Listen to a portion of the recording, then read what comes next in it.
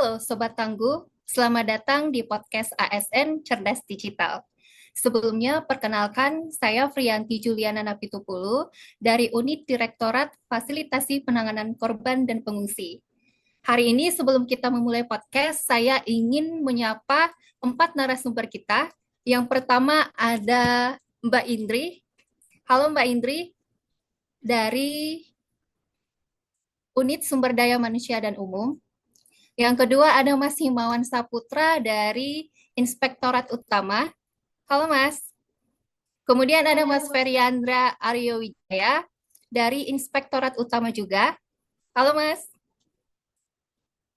Dan ada yang terakhir Mbak Nurfat Malika dari Inspektorat Utama. Semuanya, selamat datang di podcast kita. Halo, terima kasih sudah Halo, diundang, Mbak. halo, terima kasih sudah diundang. Baik, hari ini kita akan ngobrol tentang bagaimana penerapan 4 pilar literasi digital ASN. Kita ketahui ada digital skills, digital safety, digital ethics, dan digital culture sesuai dengan tugas dan fungsi Badan Nasional Penanggulangan Bencana atau yang kita kenal dengan BNPB. Seperti yang kita ketahui, BNPB punya peran besar dalam memberikan pedoman penanggulangan bencana, menyampaikan informasi kepada masyarakat, hingga melaporkan langsung kepada Presiden. Nah, semua itu tentu butuh ASN yang cerdas digital. Oleh sebab itu, yuk kita bahas satu persatu. Mungkin bisa dimulai dari Mbak Indri. Silakan, Mbak. Baik, terima kasih atas kesempatannya. Sebenarnya penerapan digital skill di BNPB itu penting banget, sangat-sangat penting. Karena dalam menjalankan tugas dan fungsinya, BNPB ini dituntut untuk semakin adaptif terhadap perkembangan teknologi digital. Penerapan digital skills ini menjadi kunci utama agar setiap langkah penanggulangan bencana bisa dilakukan lebih cepat, lebih tepat, efektif, efisien, sekaligus akuntabel ya.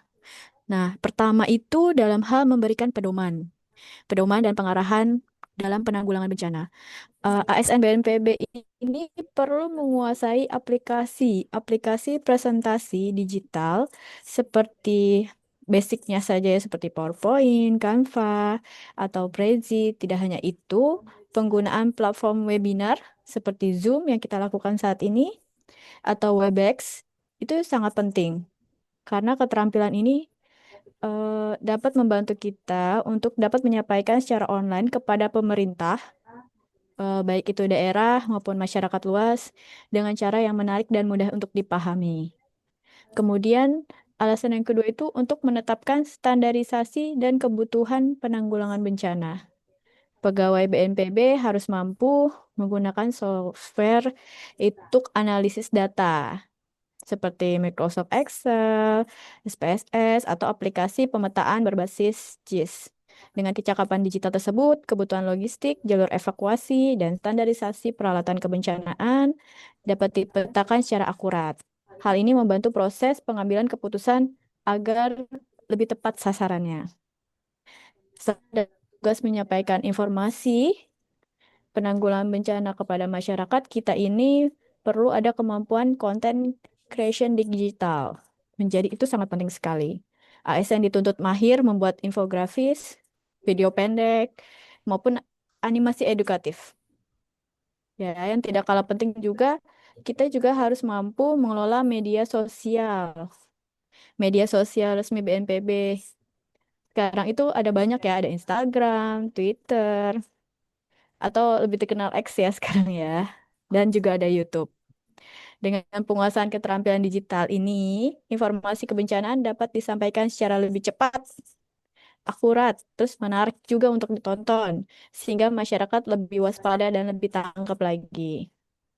Kemudian juga kita perlu untuk dashboard digital sebenarnya untuk sistem pelaporan elektronik.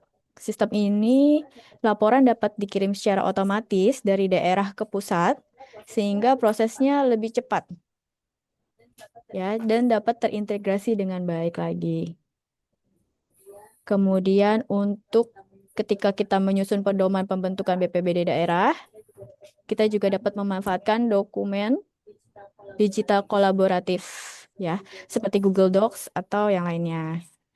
Dengan cara ini kita dapat menyusun pedoman melalui ini apa ya namanya tuh lintas instansi, seperti lebih efisien lagi tanpa harus bertemu secara fisik. Kita udah bisa saling bertukar informasi ya.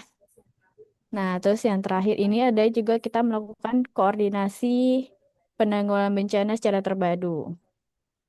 Bisa melalui Microsoft Teams, Slack, atau bahkan aplikasi khusus BNPB juga bisa digunakan ya. Platform ini memungkinkan komunikasi antar instansi pusat dan daerah. Ya, sehingga koordinasi dapat dilakukan tanpa ada hambatan gitu ya. Dari berbagai contoh yang saya sebutin tadi tuh, jelas bahwa digital skill yang paling relevan bagi ASN BNPB adalah kemampuan menguasai aplikasi komunikasi, manajemen data, digital, sistem keuangan, serta platform kolaborasi daring. Baik, sekian. Sepertinya itu yang bisa saya sampaikan. Baik, terima kasih Mbak Indri ya. Berarti bisa disimpulkan bahwa untuk digital skills ini penerapannya di BNPB itu sebenarnya dengan penguasaan digital skills, BNPB dapat menjalankan mandatnya secara lebih cepat, tepat, terpadu, efisien, serta akuntabel dalam penanggulangan bencana. Nah, Mbak Indri tadi berbicara tentang sosial media BNPB. Nah, kita juga selalu ikut ya pantau YouTube BNPB untuk program Sekilas Pekan. Jadi kita bisa update informasi tentang kebencanaan di BNPB. Baik, terima kasih ya Mbak Indri. Selanjutnya mengenai pilar digital safety. Nah, mungkin bisa disampaikan oleh Mas Himawan. Silakan Mas. Ya, terima kasih Mbak Juli untuk waktunya. Jadi untuk keamanan digital ini sangat penting ya, khususnya di BNPB, karena kan BNPB itu mengelola data besar yang sangat strategis, mulai dari data korban bencana, data relawan, logistik, hingga informasi kondisi wilayah terdampak. Semua data ini harus akurat, cepat, dan yang paling penting itu aman. Kalau sampai ini bocor atau dimanipulasi, dampaknya bisa fatal. Bantuan bisa salah sasaran, informasi salah bisa menyebar, bahkan bisa menimbulkan kepanikan di masyarakat. Inilah kenapa keamanan digital jadi bagian dari misi kemanusiaan di BNPB. Kemudian ada 3 pilar keamanan digital. Yang pertama, perlindungan perangkat dan sistem informasi. Jadi semua perangkat keras dan aplikasi yang dipakai BNPB wajib punya proteksi kuat, mulai dari antivirus, firewall, enkripsi data, hingga sistem backup. Yang kedua, itu perlindungan identitas digital ASN. ASN di BNPB harus disiplin menjaga akun resmi, baik email maupun aplikasi koordinasi. Gunakan password yang kuat, autentikasi data, dan jangan asal klik tautan mencurigakan. Karena, karena satu celah kecil bisa membuka jalan bagi peretasan. Yang ketiga, pengamanan data pribadi masyarakat terdampak bencana. Data ini sifatnya sensitif, seperti nama, alamat, hingga kondisi kesehatan. Jika bocor, resikonya besar sekali. Makanya ASN wajib menjaga kerahasiaan data sesuai regulasi. Selanjutnya, melawan hoax dan disinformasi. Setiap bencana terjadi, pasti banyak hoax yang beredar di media sosial. Misalnya info gempa susulan palsu atau kabar bantuan yang tidak benar. Disinilah literasi digital ASN BNPB sangat berperan. Informasi resmi harus disampaikan cepat, jelas, valid, agar masyarakat tidak terjebak dalam informasi palsu. Yang terakhir ada etika ASN di ruang digital. Sebagai aparatur negara, ASN BNPB juga punya kode etik, Mereka tidak boleh menyalahgunakan informasi internal, tidak boleh membocorkan rahasia jabatan, dan wajib menjaga reputasi instansi. Semua wajib digital harus mencerminkan integritas dan profesionalitas. Ya, mungkin itu nih Mbak Juli. Baik, terima kasih kepada Mas Himawan ya. Berarti bisa disimpulkan bahwa untuk pilar digital safety ini itu sebenarnya menangani tentang keamanan digital di BNPB, yaitu dengan menjaga kerahasiaan data, misalnya data penduduk yang terdampak bencana. Kita harus menjaga rahasia tersebut. Kemudian kepercayaan publik tentang informasi, jangan hoax ya Mas ya. Ya, Kemudian benar Mbak efektivitas Juli. penanggulangan bencana yang di era serba digital, yang artinya kita harus mempercayai berita apa yang telah disampaikan oleh Pusdatin di BNPB ya Mas ya.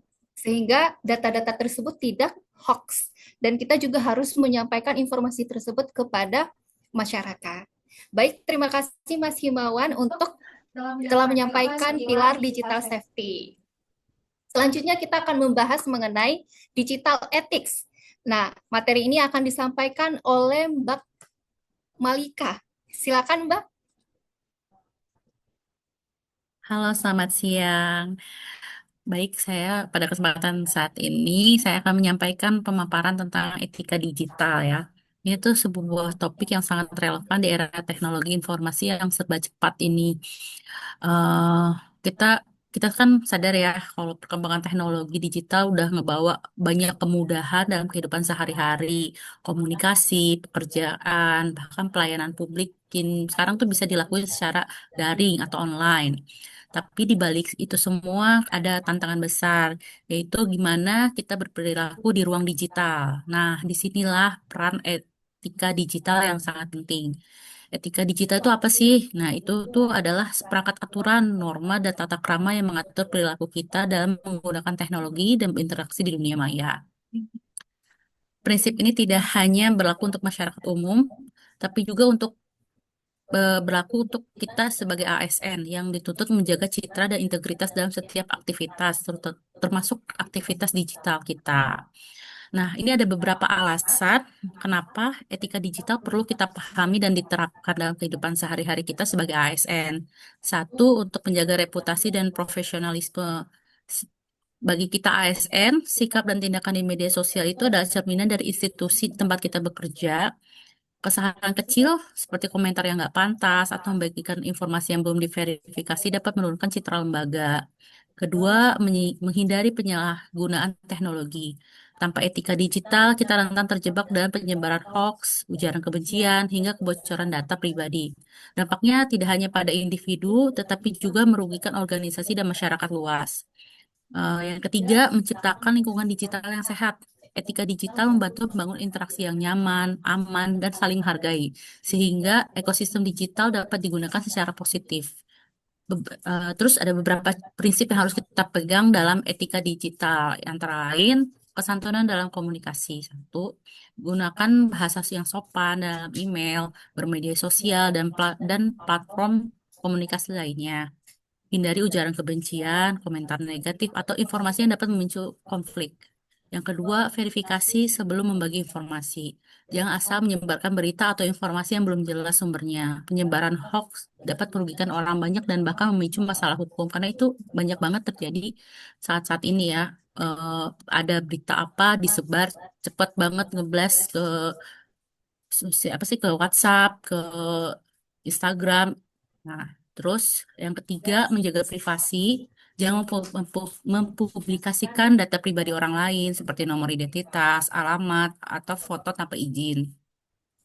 Yang keempat, keamanan data. Gunakan kata sandi yang kuat, jangan sembarang klik tautan yang mencurigakan, dan pastikan perangkat selalu aman agar data pribadi dan data kantor tidak bocor. Yang ke yang kelima, menjaga netralitas. Sebagai ASN, hindari komentar politik yang dapat dianggap memihak. Netralitas adalah bagian dari etika profesi kita. Nah, yang itu ada beberapa tantangannya juga yang kita hadapi, antara lain rendahnya literasi digital di sebagian masyarakat sehingga mudah percaya dan menyebarkan hoax. Jadi handphonenya udah smartphone tapi people-nya masih masih jauh dari smart. Terus yang kedua, jejak digital yang permanen. Di mana sekali kita mengunggah sesuatu, sulit untuk dihapus punya. Walaupun kita udah hapus komentar kita, tapi mungkin banyak orang yang men-screenshot itu. Jadi itu tetap jadi bukti untuk di kemudian hari. Yang ketiga, kemudahan akses informasi yang membuat orang sering tergoda untuk membagikan tanpa pikir panjang. Terus apa sih solusinya yang bisa dilakukan? Antara lain, satu, edukasi literasi digital secara berkelanjutan, baik di lingkungan kerja maupun di masyarakat. Kedua, menggunakan teknologi secara bijak dan aman. Ketiga, menjadi teladan dalam penggunaan media sosial, khususnya bagi ASN yang menjadi public figure. Ya, jadi kita harus ingat bahwa dunia digital adalah bagian dari kehidupan kita. Apa yang kita lakukan di dunia maya akan berdampak nyata. Etika digital bukan sekedar aturan, tapi sebuah komitmen untuk menciptakan ruang digital yang sehat, aman, dan bermanfaat. Semoga kita semua dapat menjadi pengguna teknologi yang bijak dan bertanggung jawab. Ya, sekian, terima kasih. Wah, baik. Terima kasih Mbak TIK ya.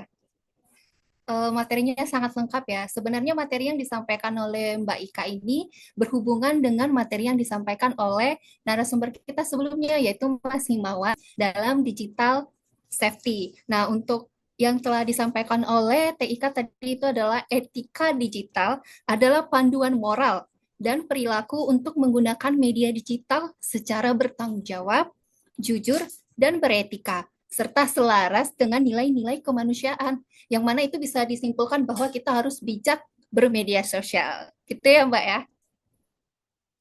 Baik, untuk materi selanjutnya yaitu pilar terakhir, yaitu digital culture. Materi ini akan disampaikan oleh narasumber kita juga yang tidak kalah hebat, yaitu Mas Feriandra Aryo Wijaya. Silakan, Mas. Terima kasih Ibu Juli atas waktunya. Selamat siang Bapak Ibu sekalian. Pada kesempatan ini, saya akan membahas budaya digital dan penerapannya. Yang pertama, mari kita pahami dulu apa yang dimaksud dengan budaya digital. Budaya digital adalah pola pikir, sikap, dan perilaku yang mencerminkan adaptasi positif terhadap teknologi digital dalam kehidupan sehari-hari maupun pekerjaan. Ini mencakup bagaimana kita menggunakan teknologi secara etis, produktif, inovatif, serta sesuai dengan nilai dan norma organisasi. Dalam konteks BNPB, budaya digital diwujudkan melalui penggunaan aplikasi SIM HPNAS. Singkatan dari Sistem Informasi Hasil Pengawasan Nasional ini digunakan oleh auditor di Inspektorat Utama untuk mengunggah data, temuan audit, laporan hasil pengawasan, serta memantau tindak lanjut temuan baik yang telah diselesaikan maupun yang masih dalam proses. Mengapa budaya digital penting dalam penggunaan aplikasi ini? Karena keberhasilan SIM HPNAS tidak hanya bergantung pada teknologinya, tetapi juga pada perilaku pengguna di dalamnya. Pertama, disiplin dan keterbukaan dalam mengunggah data. Auditor perlu memastikan data dimasukkan tepat waktu, sesuai format, dan terbuka pada proses tindak lanjut secara digital. Kedua, integritas dan tanggung jawab. Budaya digital mendorong setiap ASN untuk menjaga kebenaran informasi, menghindari manipulasi, serta memastikan laporan audit benar-benar mencerminkan temuan di lapangan. Yang ketiga, kolaborasi dan komunikasi efektif. Dengan SIM HPNAS, koordinasi antar auditor maupun dengan pihak terkait dapat dilakukan secara cepat dan efisien. Selama kita memanfaatkan fitur digital dengan baik dan menggunakan bahasa yang profesional. Keempat, kesadaran akan keamanan digital. Dalam budaya digital, perlindungan data sensitif adalah prioritas. Ini berarti tidak membagikan akun, menggunakan kata sandi, serta mematuhi prosedur keamanan sistem. Lebih dari itu, penerapan budaya ini mencerminkan kesiapan kita sebagai ASN untuk menghadapi tantangan kerja di era digital. Tidak hanya untuk hari ini, tetapi juga untuk masa depan ASN yang lebih baik. Sekian dari saya, Ibu Juli. Terima kasih untuk waktunya. Wah, baik. Terima kasih Mas Ferry ya. Benar-benar merepresentasikan dari unitnya ya, Inspektorat Utama. Nah, jadi bisa disimpulkan bahwa melalui penerapan budaya digital yang baik, aplikasi Simpenas dapat menjadi sarana pengawasan yang akuntabel, transparan, dan efisien bagi para auditor di lingkungan Badan Nasional Penanggulangan Bencana maupun masyarakat. Begitu ya Mas Ferry. Baik, Tidak terasa kita sebenarnya sudah di penghujung acara ya, teman-teman semuanya, Mas Mbak narasumber. Dan akhir kata, demikian podcast hari ini. Terima kasih banyak untuk semua narasumber hebat. Untuk Mbak Indri, terima kasih banyak. Mas Himawan, terima kasih banyak. Terima kasih. Mas Ferry, terima kasih banyak. Mbak Nurfat Malika, terima kasih banyak. Semoga kita bisa menjadi smart ASN dan menerapkan 4 pilar ini di lingkungan Badan Nasional Penanggulangan Bencana. Terakhir, saya ingin mengucapkan, kita sama-sama mengucapkan salam tangguh ya. Kalau misalnya saya ucap salam tangguh, teman-teman narasumber mungkin boleh menjawab tangguh, tangguh, tangguh 3 kali ya. Baik, saya ucapkan ya. 3, 2, 1. Salam tangguh. Tangguh, tangguh, Tangguh, tangguh. tangguh. Terima kasih. Tepuk tangan dong untuk kita semua. Terima kasih Mbak Mas. Terima kasih. Kasih. Terima kasih.